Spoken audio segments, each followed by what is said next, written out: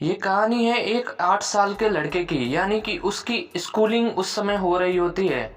Schooling होने के बाद वो लड़का सोचता है कि मैं एक बड़ा होकर सफल बिजनेसमैन बनूंगा।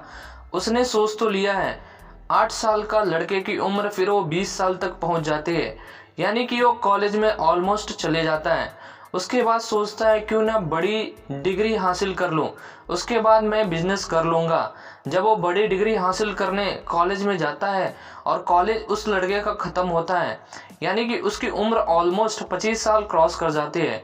उसके बाद सिंपल सी बात यह है कि वो सोचता है कि और कहीं जॉब कर लूँ, उसके बाद पैसे इकट्ठा हो जाएंगे, उसके बाद मैं बिजनेस कोई शुरुआत कर पाऊंगा। यानी कि उसकी पहली जॉब तो लग जाती है, पैसे भी कुछ इकट्ठा हो जाते हैं, लेकिन उसकी लालच कम नहीं होती है। यानी कि और पैसे इकट्ठा करने की उसके अंदर इच्छा रह जाती है कि और पैसे इकट्ठा कर लूँगा तो और भी चीज़ें बदलेंगी। यानी कि उसके बाद वो कंपनी छोड़ के दूसरी कंपनी में जाता है। सोचता है क्यों ना ज़्यादा सैलरी मिलने की वजह से उनके और पैसे इकट्ठा हो जाएंगे। लेकिन वो लड़का ये नहीं समझ पाता है कि दिन ऐसे ही निकल जाते हैं, हम कुछ नहीं कर पाते हैं। यानी कि हमारे पास जो एम था बिजनेस करने का, वो एम पूरा नहीं हो पाता है। ऐसी ही 2-3 कंपनियां वो बदलते हुए उसकी उम्र ढलते चले जाती है। 25 साल का लड़का जब होने के बाद उसकी उम्र 30 साल हो जाते हैं। वो कंपनी बदलता है, उसकी सैलरी बढ़ती है, सोचता है और पैसे इकट्ठा कर लूँ, उसके बाद मैं नया बिजनेस को शुरू करूँगा। सोचा तो जब वो 8 साल का ही था तभी उसने बिजनेस के बारे में सोचा, लेकिन आज उसकी उम्र 30 साल क्रॉस कर चुकी है।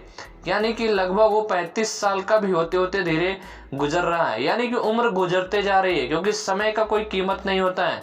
समय हमेशा तेजी से गुजरता है और उसकी उम्र 40 तक आते आते उसका जो हेल्थ है वो भी साथ देना भूल जाता है। यानी कि आप पैसा इकट्ठा करने के चक्कर में आपका जो गोल है वो वहाँ से आप भटक जाते हैं। बिजनेस करने की ठानी है, लेकिन आपने नौकरी में अपना समय गंवा दिया है।